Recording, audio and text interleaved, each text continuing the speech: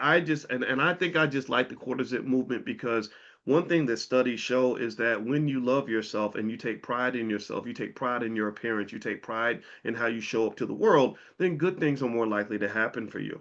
And then also, when you think about it in terms of investing, the idea of being strategic and intelligent about investing leads to not just greater wealth acquisition, but it also leads to greater wealth preservation, right? Like if you compare and contrast YN culture to quarter zip culture, investing like a YN will cause you to lose all your money because you out here throwing it around, putting it into crazy stuff, right?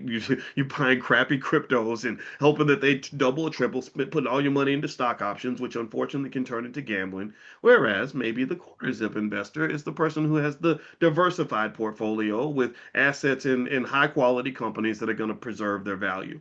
Wealth preservation is actually one of the biggest parts of the whole wealth process because if you acquire a lot of wealth and you're very sloppy with it, you'll eventually lose it all, right? So culture is everything, and part of the reason I like the quarter zip idea is because I'm just like, well, whatever it takes to get us to just think highly enough of ourselves to realize that did nobody your mama didn't name you nigga. Did nobody, you weren't born to be that. Nobody said that that's who you were. Like, well, who the hell told you that anyway, that this is all you're supposed to be? And why are you defending it so hard? Like, why are you fighting so hard to keep your position at the back of the bus? That don't make no sense. So from a wealth standpoint, self-esteem is very important. This is why the healing matters. This is why the therapy matters and all these other things so that you love yourself enough that you won't fight against a person who encourages you to love yourself.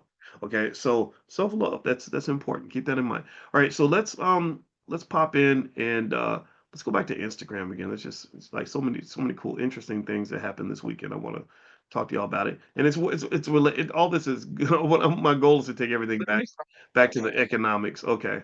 All right. So let me see. Hold on, give me 1 second. Oh, here's another good one. All right.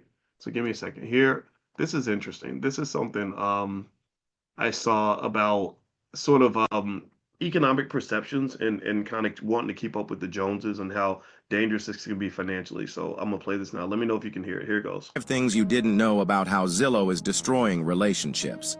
First, it starts innocent enough. She's scrolling through million-dollar homes at 2 a.m., the eerie glow lighting up her face in the dark. Second, 67% of couples now fight about unrealistic housing expectations set by social media.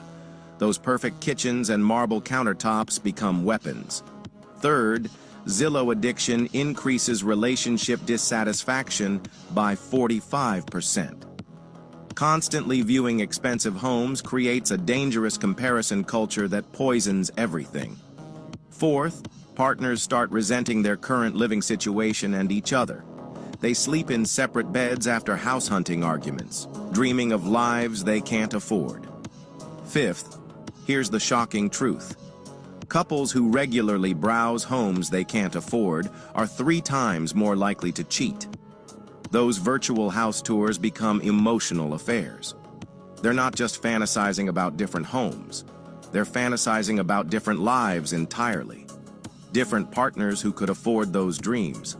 Love without money gets heavy, but obsessing over what you can't have destroys everything. Here are 5. So to me, what that really speaks to is how really counting your blessings is a really important part of your financial consciousness, right? One of the things about social media that becomes very messy is we get into comparison culture. It's very easy to become dissatisfied with what you have if you're constantly comparing yourself to other people, especially when you're comparing your life to something that isn't even real. Like you're looking at the part of their life that they're showing you and not really what's actually happening in your life. And it can happen to anybody. I can tell you there was um, a guy named Jamarlin Martin who I just really have a lot of respect for. I haven't talked to Jamarlin for years. Jamarlin created a website called Bossip years ago. Anybody heard of Bossip? Let me know if you know about Bossip.